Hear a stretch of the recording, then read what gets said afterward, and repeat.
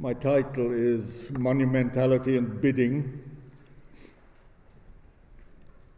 Let's begin with brief excerpts from two of the most significant public addresses delivered in English during the past century and a half. Here's the first example. But in a larger sense, we cannot dedicate, we cannot consecrate, we cannot hallow this ground. The brave men, living and dead, who struggled here, have consecrated it far above our poor power to add or detract. The world will little note, nor long remember what we say here, but it can never forget what they did here. It is for us, the living, rather to be dedicated here to the unfinished work which they who fought here have thus far so nobly advanced. It is rather for us to be here dedicated to the great task remaining before us, that from these honored dead we take increased devotion to that cause for which they gave the last full measure of devotion. That we here highly resolve that these dead shall not have died in vain, that this nation under God shall have a new birth of freedom, and that government of the people, by the people, for the people, shall not perish from the earth. And here is a brief excerpt, too brief perhaps, from the second example. I have a dream that one day down in Alabama, with its vicious racists, with its governor having his lips dripping with the words of interposition and nullification, one day right there in Alabama, little black boys and black girls will be able to join hands with little white boys and white girls as sisters and brothers. Brief though my excerpt from Lincoln's 1863 address is, it yet represents more than 2/3 of the material. Some people who heard it delivered on that November day in the new military cemetery at Gettysburg thought it wholly inadequate to the occasion. They had just listened to a 2-hour address by one Everett. But they were missing the point. It was precisely Lincoln's purpose to declare that words, meaning the conventional oratory of the day, have become inadequate to express, confronted as they are by the physical, mental, and spiritual significance of the Battle of Gettysburg, the redirecting of the national will.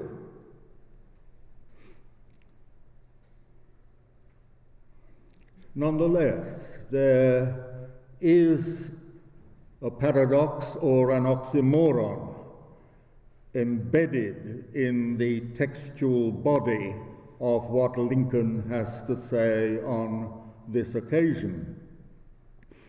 The world will little note nor long remember what we say here, but it can never forget what they did here.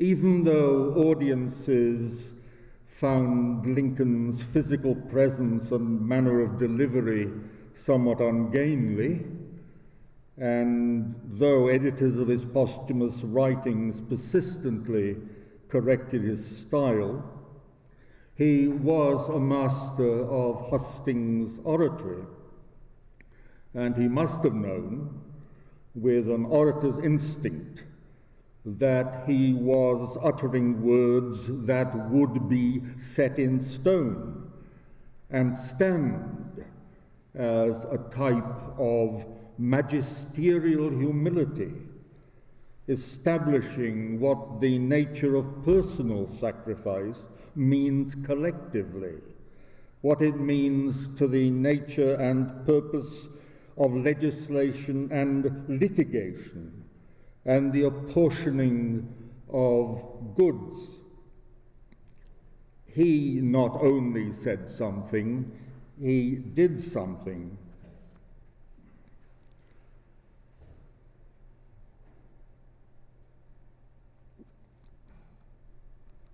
What is concealed in the Gettysburg Address is Lincoln's anger. He was strongly of the opinion that the Union victory at Gettysburg had been frittered away by dilatory generalship. On July the 21st, 1863, some 2 weeks after the decisive victory in the field, and some 4 months before the Gettysburg Address, he had written to General Oliver Howard of the Union Army. He wrote, "I was deeply mortified by the escape of Lee across the Potomac, because the substantial destruction of his army would have ended the war, and because I believed such destruction was perfectly easy, believed that General Meade and his noble army had expended all the skill and toil and blood up to a ripe harvest, and then let the crop go to waste. Perhaps my mortification was heightened because I had always believed, making my belief a hobby possibly, that the main rebel army going north of the Potomac could never return if well attended to, and because I was so greatly flattered in this belief by the operations at Gettysburg. The plain fact that explains the tone of this letter is that a week earlier, Lincoln had written to Meade, the Union's commanding general at Gettysburg, with as much heated expression of frustration, grief, and indignation as courtesy would permit, and that Howard, whose own tactics have been called dilatory, had written back to the president defending his commanding general's strategy and tactics. There are 2 or 3 points in the president's phrasing of this letter upon which I would wish to comment. They're the words mortified, mortification, making my belief a hobby possibly, and up to a ripe harvest, and then let go to waste. In the 1989 edition of the Oxford English Dictionary, Volume 9, mortification in the sense that Lincoln intends, the feeling of humiliation caused by a disappointment, a rebuff or slight or untoward accident, the sense of disappointment or vexation. Also an instance of this, a cause or such a source of such humiliation, stands as the 6th and penultimate entry on the word. In the same source, the OED, mortified has as its 7th and final entry, humiliated deeply, vexed, chagrined. Had Lincoln been a 17th century high Anglican preacher, Lancelot Andrewes or John Donne, he might well have played with the word's root connotation to mortus, mortificate, one who is mortified or dead to the world, 1600, and Gettysburg had after all been yet another field of bloody carnage. But if there is a 17th century writer lodged in Lincoln's mind, it is, I suggest, Milton, the prose Milton of Areopagitica, 1644.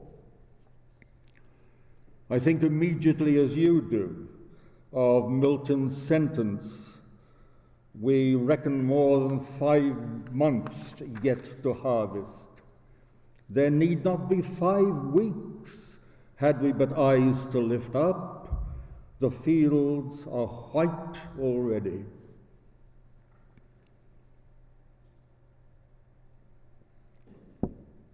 And I set this alongside Lincoln to Oliver Howard, that General Meade and his noble army had expended all the skill and toil and blood up to a ripe harvest, and then let the crop go to waste. Milton stands high in any list of our great writers who have seen the crop of an impending harvest, in his case that of a noble and puissant nation rousing herself like a strong man after sleep, let go to waste.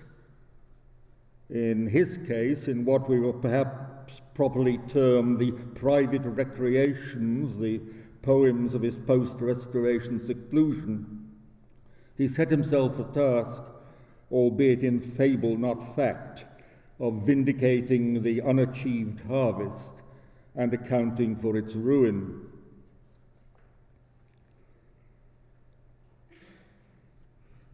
With Lincoln's assassination only 2 days after the surrender of Lee at Appomattox, not precisely the same thing as the submission of the Confederacy, the hopes expressed in the last speech of his life on the subject of Reconstruction remained largely unfulfilled.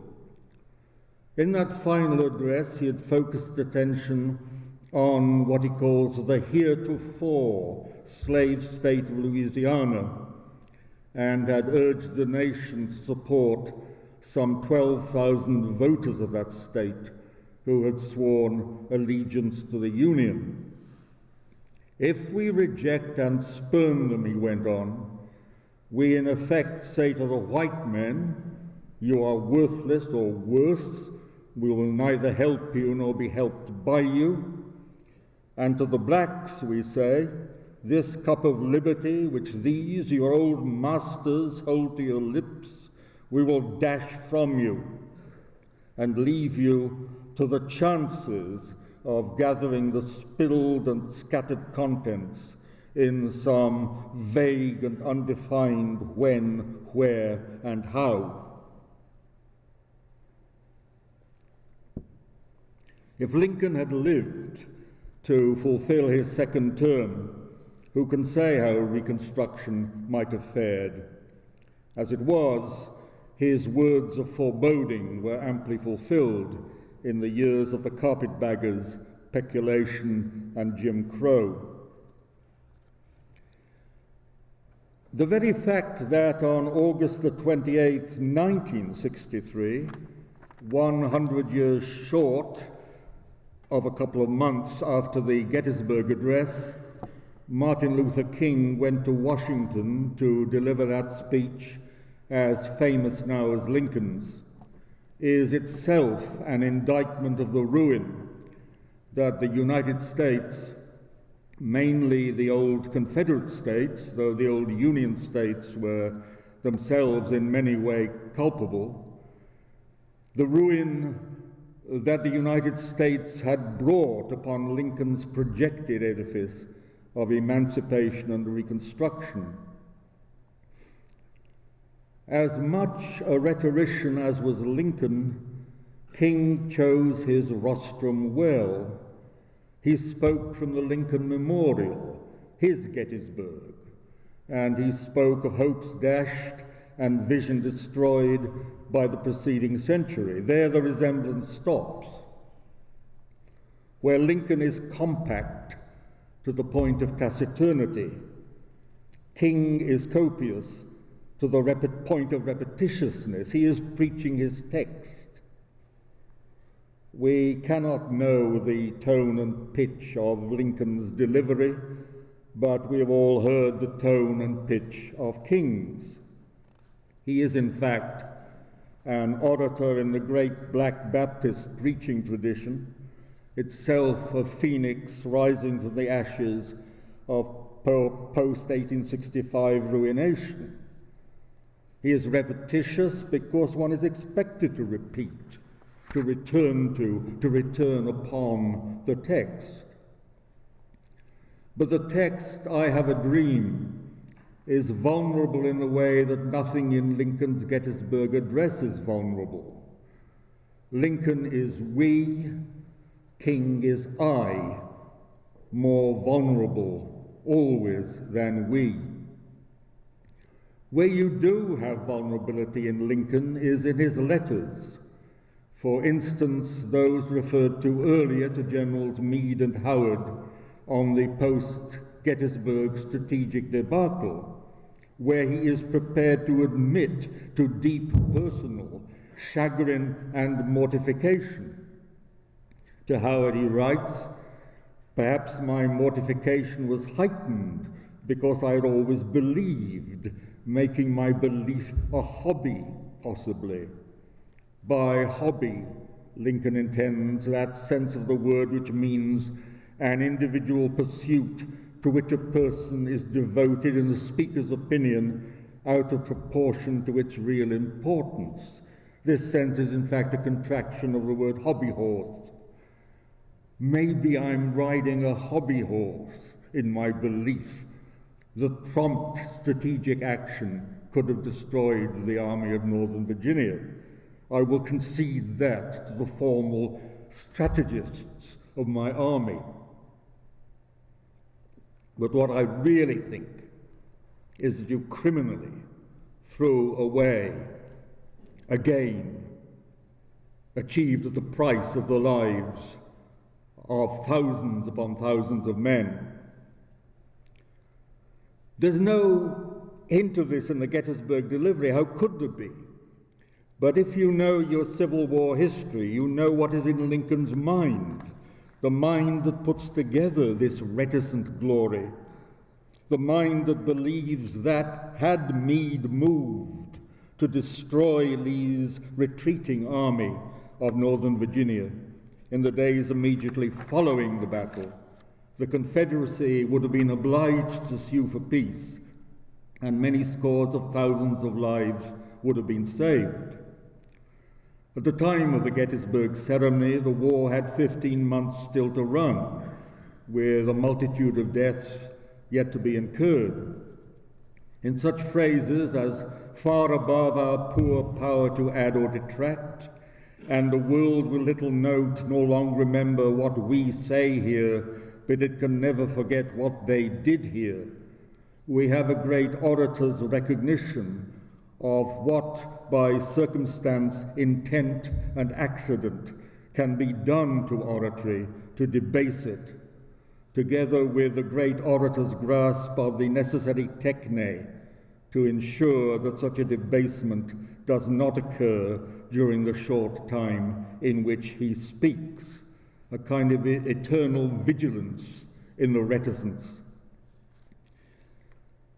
It is, of course, open to anyone to argue that the affirmings of the peroration, those 44 words beginning "that we here highly resolve" and ending "shall not perish from the earth," have been repeatedly travestied by subsequent politicians. You could even say that Winston Churchill's words in the high summer and fall of 1940, words which all British citizens of my age intensely admire, are solemn parodies of the Gettysburg style.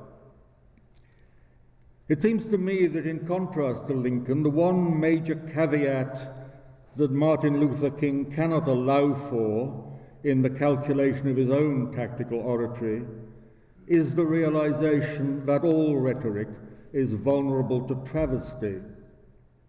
So we have vicious racists, which is tautological. I would have thought racist is probably sufficient.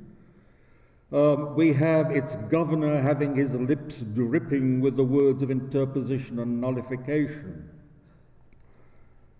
To an American or to a non-American student of transatlantic politics, the pedantic-seeming words interposition and nullification have an immediate resonance. They resound with the 19th century states' rights argument that federal law could be set aside or overridden when that law was inconvenient to uphold.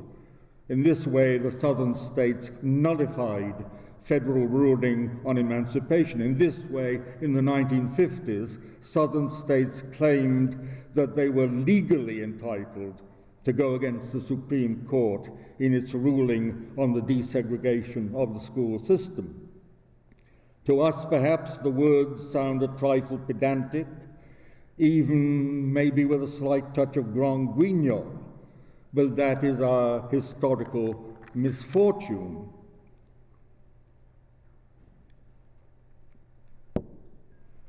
As a great orator trained in the rigorously learned Black Baptist preaching tradition, where the finest sermons are by precedent, both well-rehearsed and extempore, and where the preacher's rhythm is able to anticipate and incorporate the interjected cries of a congregation, such as "Hear him" and "Amen, amen."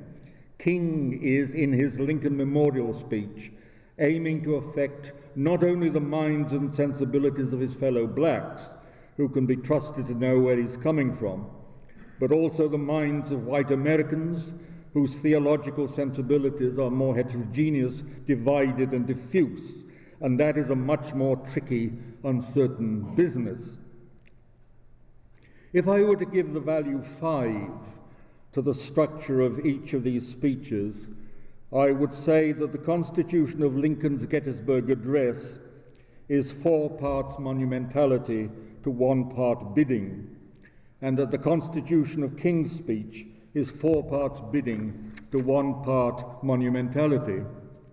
It is not my intention to suggest that monumentality is in some way superior to bidding, any more than bidding is superior to monumentality. Each is to be used with power and discretion. There is no major work of address, major poetry included, that is entirely without some degree of reciprocity between the 2 elements. That is my credo. There is no major work of address, major poetry included, that is entirely without some degree of reciprocity between the 2 elements. I'd better provide you with the source from which I derive my 2 terms. On November the 4th, 1882, the drudging Jesuit priest and unrecognized poet, Gerard M. Hopkins, wrote to his increasingly recognized friend Robert Bridges. The subject under review was several recent items of Bridges' work that, as was their custom, Bridges had submitted to Hopkins's scrutiny. One of these items was the manuscript of a new verse play, Prometheus the Fire-Giver, which its author would publish the following year. In the final paragraph of the letter, Hopkins writes, "Although on the one hand the action is so good and its unity so well kept, and on the other hand the style so beautiful, I have doubts about the play's acting.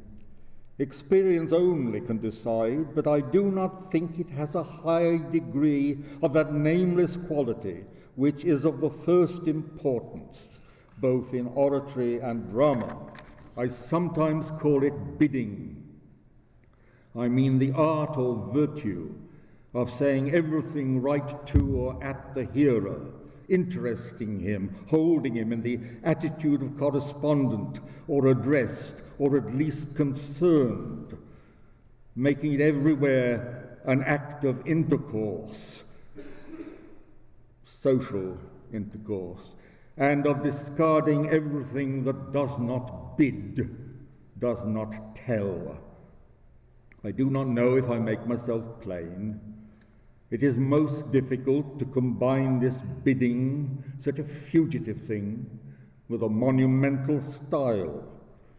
Your style is monumental. A word of warning as to what I've done in extracting my two words, monumentality and bidding, from the immediate context of Hopkins's 1882 letter to Bridges.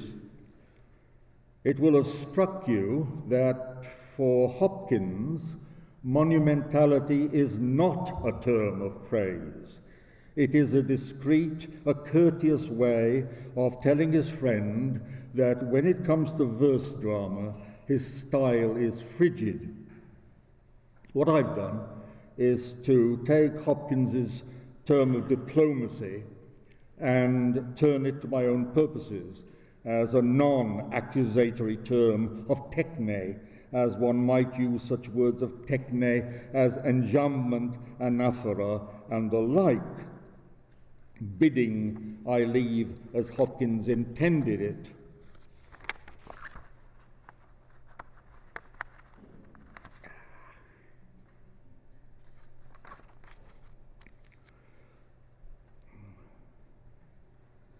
While on the subject of technical terms and their practical application, let me now also address the inquiries of those who are astonished that in a lecture which is formally required to inquire into the high mystery of poetics, I devote the first quarter or first third of my time to two exemplary pieces of political prose, those of Abraham Lincoln, 1863, and Martin Luther King, 1963. I do so first because I believe that there is an extensive central area, a grand nexus, where prose and poetry are subjected to not dissimilar pressures, these pressures being interconnectedly techne and polity. During his time at St. Xavier's Roman Catholic Church, Liverpool, Hopkins was censured, though not publicly, and censored discreetly, for taking his bidding, that is, the art or virtue of saying everything right to or at the hearer, beyond the bounds of public decency in one of his sermons. In a note on the manuscript of this sermon, preached October 25th, 1880, Hopkins later recorded that, in consequence of the word sweetheart, I was in a manner suspended, and at all events was forbidden to preach without having my sermon revised. However comical this may seem to us, it nonetheless represents a type of cultural pressure, and I here introduce once more my stock current exemplars of such pressure. A, quite enjoyed, B, how refreshing, and C, leaves a bad taste in the mouth, which it is as important to recognize and assess when endeavoring to describe how a poem or a page of prose hits the mark, as it is to estimate the condition and quality of individual genius, however one is inclined to interpret that lurid term. The cultural pressures which strongly influenced Hopkins's creative will were first church dogmatics. I think particularly here of the doctrine concerning the Immaculate Conception of the Blessed Virgin Mary, defined by papal fiat as dogma in 1854. Secondly, a keen interest in, and to some extent derivation from, the Pre-Raphaelites. He was a technically able, though not an original draftsman. A number of his architectural sketches survives. And thirdly, his passion for the art of Henry Purcell, whose music, after some degree of neglect, was being enthusiastically revived and researched in the course of the 19th century. Purcell is, I would argue, a special case, much more significant to our understanding of the ways in which Hopkins's architectonic skills developed than is our awareness of his pre-Raphaelite talents as a minor Victorian graphic artist with architectural interests. You may find my use of the word architectonic in relation to music somewhat barbaric, but in fact, Purcell especially excelled in types of music such as the chaconne, the English spelling of chaconne, chaconne and passacaglia, in which an initial theme becomes the ground base above which are developed a succession of variations.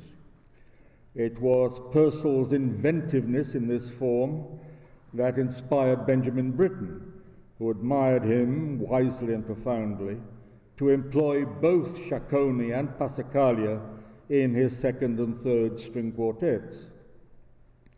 To me, it seems a type of musical form which is simultaneously wild and strict. This is a quality which somehow must be brought back into English poetry this century, or English poetry will die.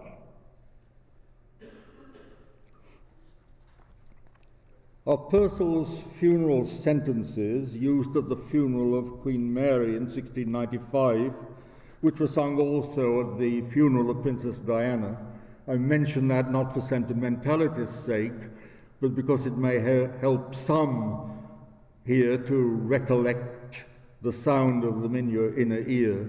Of the funeral sentences, it's been said that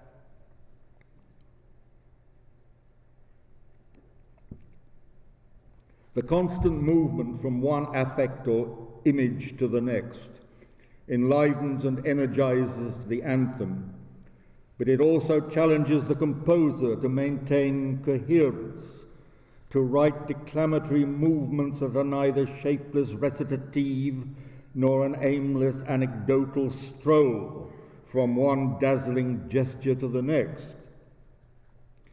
To demonstrate briefly how Purcell realizes affects and images in the texts that he sets, I refer briefly to another of his works, to his treatment of Nahum Tate's verses on the Virgin's desperate inquiries as to the whereabouts of the boy Jesus, who, with his parents for 3 days in Jerusalem, was taken off on his own to find the temple rabbis with whom to debate doctrine. And it came to pass that after 3 days they found him in the temple, sitting in the midst of the doctors, both hearing them and asking them questions. And all that heard him were astonished at his understanding and answers. As the anonymous author of the liner notes to a Purcell disc I possess rightly says, Nahum Tate's depiction of Mary as a panicky histrionic mother flies in the face of an accumulation of evidence found in the Gospels for her calm disposition and unwavering trust in God. Histrionic, as you know, means one of or belonging to stage players or to play acting. Theatrical, dramatic. 2, theatrical in character or style, stagey. Also figurative, acting a part, hypocritical, deceitful. It is a simple enough derivation from the Latin histrio, histrionem, a stage player or actor. Histrionic.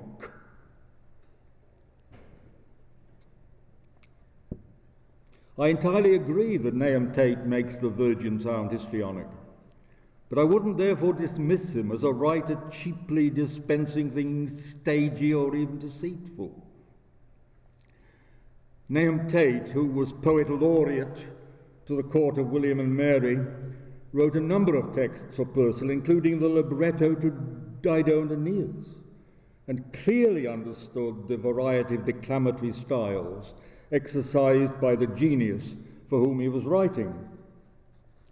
What I find worth examining in Tate is the manner in which he combines in one relatively short piece high emotionalism of affect with a placing of couplet and other rhymes that, as we know, quite frequently in late 17th and 18th century minor poetry can produce an effect almost of the pernickety.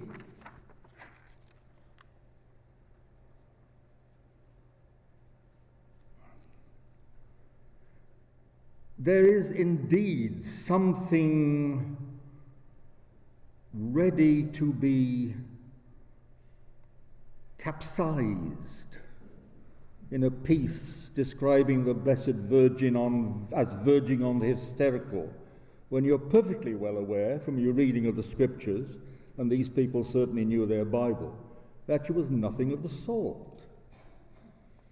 What is so marvelously outrageous about Purcell's setting of Tate's words is that, far from using his music as an exercise in engineering designed to rein back on Tate's emotionalism, that is, to use it monumentally, he uses his musical structure to create an effect of even greater excess, an excess of bidding.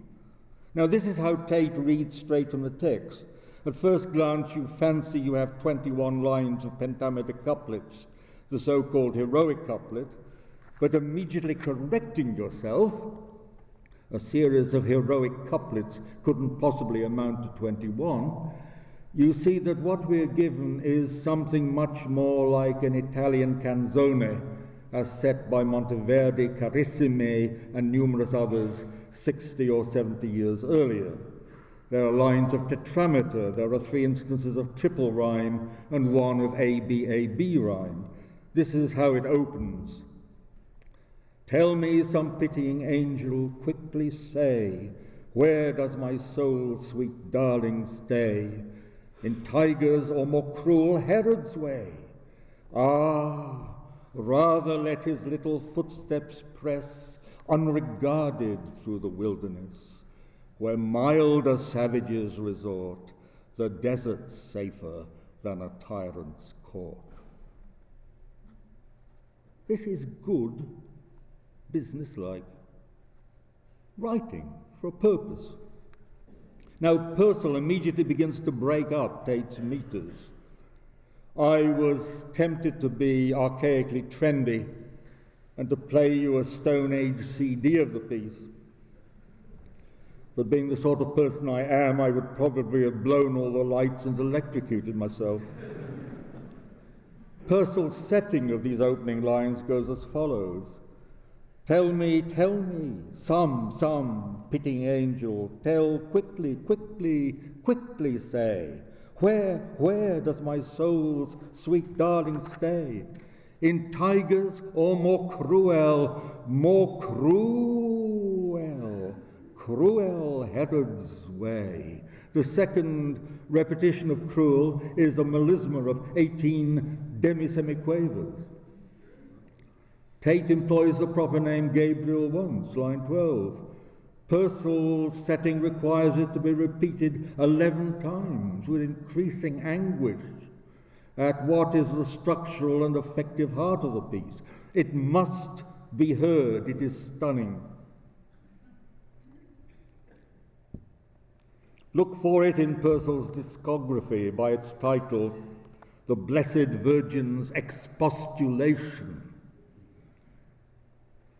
Expostulation, the action of expostulating or remonstrating in a friendly manner, earnest and kindly protest, an instance of the same. Do you see how sort of formal it all gets in a kind of semantic, etymological kind of way? The Blessed Virgin is remonstrating with Archangel Gabriel, who had brought her tidings of her divine pregnancy, for not more effectively overseeing the safety of the Holy Child after birth. It reads and sounds to me like an exercise in high pathos. And that's another word I want to place in the context of that time. The Greek word meaning suffering, feeling, taken into the French language by Molière, in 1672, who had in fact been anticipated in English by John Dryden in 1668, in his essay, what essay? Of dramatic poesy. That quality in speech, writing, music, or artistic representation which excites a feeling of pity or sadness, power of stirring tender or melancholy emotion, pathetic or affecting character or influence. Isn't a word there that doesn't connect you intimately with the rhetorical art, first of Nahum Tate and then of Henry Purcell.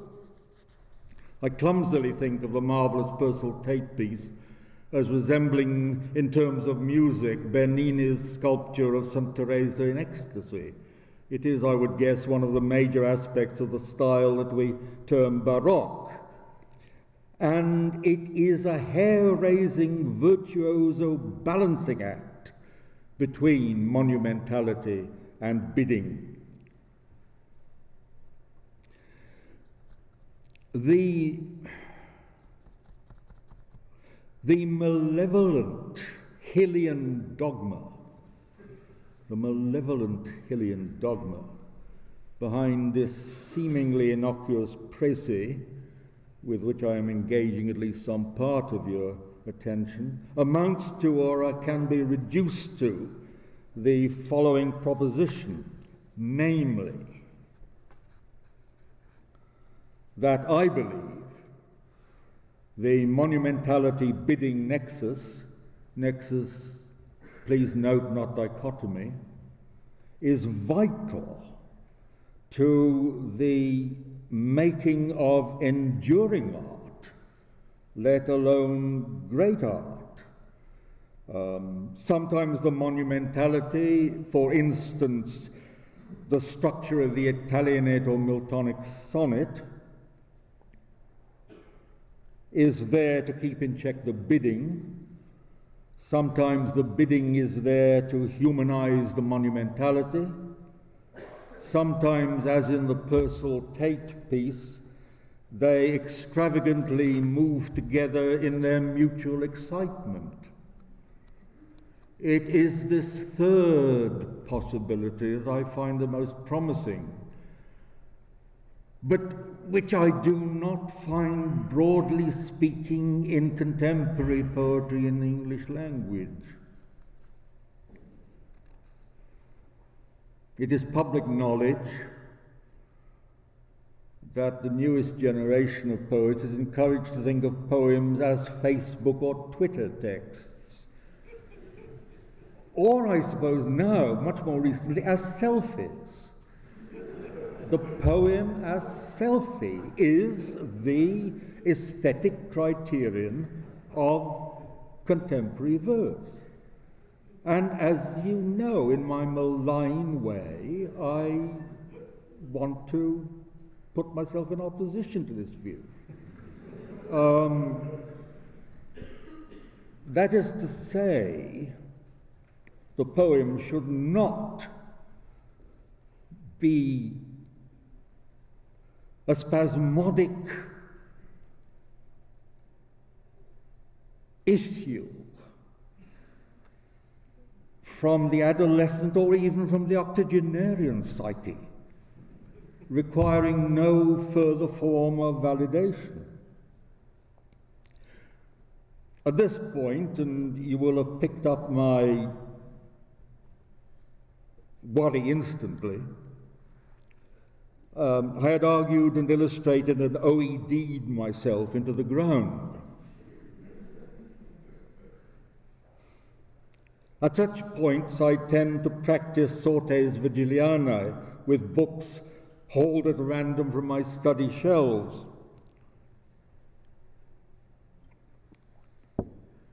This time I lighted on a number of slim volumes by that superb New Zealand poet, James K. Baxter, 1926-1972.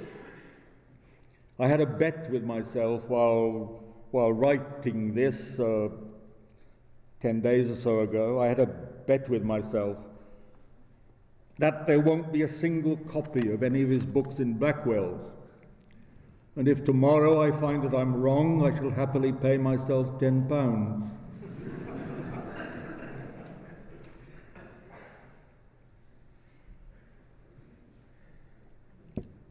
I opened a book of his essays at random and found this: the fine delight that fathers thought, the strong spur live and lancing like the blowpipe flame, breathes once, and quenched faster than it came, leaves yet the mind a mother of immortal song. 9 months she then, nay years, 9 years, she long within her wares bears, cares and combs the same. This, as many of you will have instantly recognized, is from a sonnet by Hopkins, almost certainly the last that he wrote, sent to Robert Bridges in Hopkins's last letter before his death, which took place on the 29th of April 1889. The quoted lines are the first 6 of this 14-line poem. Before relaying what James K. Baxter says, I would wish it to be observed that Hopkins, with his celibate's mind, and recall that he had been in difficulties with his clerical superiors in Liverpool for having used the word sweetheart in a sermon, that Hopkins has no problem with himself in presenting the act of begetting and conceiving a poem in language that summons to itself thoughts of sexuality and procreation. I mean, the pedantic bit of me says, well, of course, you could say that he had a long tradition of Catholic iconography about the Annunciation to assist him. That, and I quote this bit, from the 6th century onwards, the conceiving of Christ is represented as a shafted divine light entering the Virgin Mary's head. Well, there is no symbolic dithering about the Virgin Mary's head in this sonnet. Here the symbolism is clearly that of the injected seed and of the womb, not Mary's womb exactly, but the divinely impregnated womb of the creative intelligence. 9 months she then, nay years, 9 years she long within her wares bears, cares and combs the same. And what she bears is that glorious 4th line, lightly but strongly sustained by its own alliteration, leaves yet the mind a mother of immortal song. Leaves yet the mind a mother of immortal song. It is wit, sensuously conceived to be richer than itself. 9 months is the standard period of human pregnancy. 9 years is the period that Horace said poets should withhold their work before thrusting it into the public gaze. 9 years, cries he, who high in Drury Lane, lulled by soft zephyrs through the broken pane, rhymes ere he wakes, and prints before term ends, obliged by hunger and request of friends. But what has not so far been conceded in my summary is the fact that Hopkins's sonnet is more about creative laggardliness, even sterility, his own, than it is about fecundity. Not only is the fine delight that fathers thought brief, like the male orgasm, its lancing like the blowpipe flame, more often than not, fails to generate life in the receptive mind sensibility. What is so moving is A, the way in which Hopkins takes on an Horatian caveat, re-employed with striking sardonic wordplay by Pope, obliged by hunger and request of friends. and reworks it as the perhaps organically to be expected thing of oneself if you are afflicted with a particular kind of romantic accidia, which you try to keep in control with spiritual exercises. Horace says, write your poem and put it away for 9 years, only then decide if it's good enough to publish. In Pope's Vision of Grub Street, compare Hogarth's print, The Distressed Poet, this would be a utopian luxury or dream. Hopkins says, I think we'd better regard 9 years as a natural time span for 14 lines to bring themselves to birth. More often than this, Hopkins concludes, the rapture of begetting and conceiving simply does not take place. His slim volume of collected poems contains quite a number of fragments. What I find so moving in the poem is the near defiance of sterility, carried in the sensuous intrinsic beauty of that glowing line, leaves yet the mind the mother of immortal song. This is why the years of barrenness are worth it. In this sense, I suppose, the art of poetry is a joke. If within certain limits, such as, shall we say, 14 rhyming lines in predetermined metre, you complain that you can no longer write poetry, you have in fact discovered yourself to have written a sonnet. There is something, historically speaking, both psychologically and semantically oxymoronic in the poet's situation. You do it, the poem, partly perhaps because your friend Robert Bridges, a future poet laureate and first editor of your poems, is constantly urging you to, sometimes irritatingly so, and you realize in the midst of this chore that you have somehow engendered that immortal line. James K. Baxter writes, the work of most artists is convulsed about some mystery other than themselves. The work of most artists is convulsed about some mystery other than themselves. Apply that to the poem of Selfie. My heart leaps up when I behold such statements as this. Hopkins was convulsed about theology and piety and techne. James K. Baxter, yet another Roman Catholic convert, was convulsed about theology and piety and techne. Pietas also may be that ancient virtue. If I adhere strictly to the OED's definition of pietas, an attitude of respect towards an ancestor, scholarship, an institution, a country, etc., then pietas is one constituent part of what Baxter calls the matrix of the poem, the primal substance, non-verbal, not its overt meaning, but its secret incandescence. Talking publicly of secret incandescence in poetry is rather like holding a blowtorch to a keg of brandy, but Baxter is, I think, saying something closely akin to Hopkins's "the strong spur live and lancing like the blowpipe flame," line 1 of that last sonnet to Bridges, and the roll, the rise, the carol, the creation, line 12 of the same sonnet. Monumentality and bidding both belong to what James K. Baxter terms form and texture. Admittedly, so do 10,000 other critics call it by the same terms. It's not one of his most original points, but it was of use.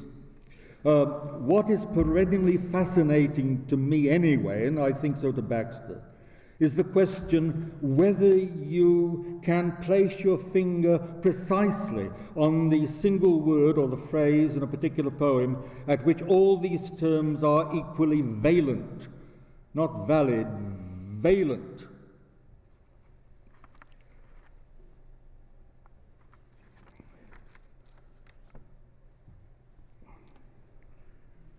That government of the people, by the people, for the people, shall not perish from the earth. I have a dream that one day down in Alabama, little black boys and black girls will be able to join hands with little white boys and white girls as sisters and brothers. The question that has been hanging like a thundercloud, like sitting over me like the cloud over Joe Luftsplug.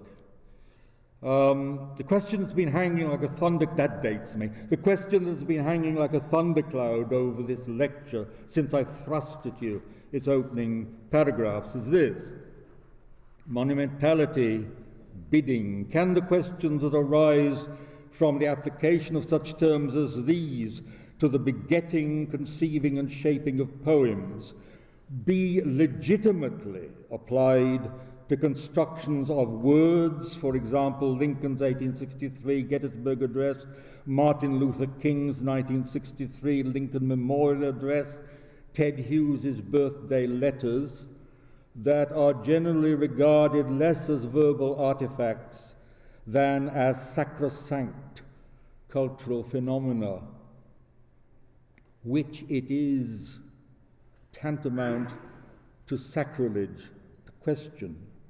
Many thousands outside this auditorium, and perhaps a proportion within it, will, I am confident, say, no, you cannot apply these skeptical terms to such human monuments. I mean, the general belief is that Owen's poems have been sanctified by Britain's use of them in the War Requiem, and thereby their association with Coventry Cathedral. I mean, to say that Owen wrote two of the truly great poems of the 20th century, Insensibility and Spring Offensive, but some of his poetry, even some of the most loved, is a bit sloppy. Well, I mean, you know, if one had a career to lose, it would lose one's career, I suppose. And repeatedly in these lectures, I endeavor to demonstrate why it is essential to say yes, you can apply the most rigorous technical questions and demands to these sanctified objects of public worship, and why it is that the writing and the criticism in depth of poetry is an essential, even a vital practice. We are in our public life desperately in need of the energy of intelligence created by these pursuits. But of course I do accept that public sentiment is ticklish, easily unbalanced or upset, and that to irritate it in the midst of its enjoyment, that is to say, its proprietorial self-love, self-admiration, may be unwise. Thank you.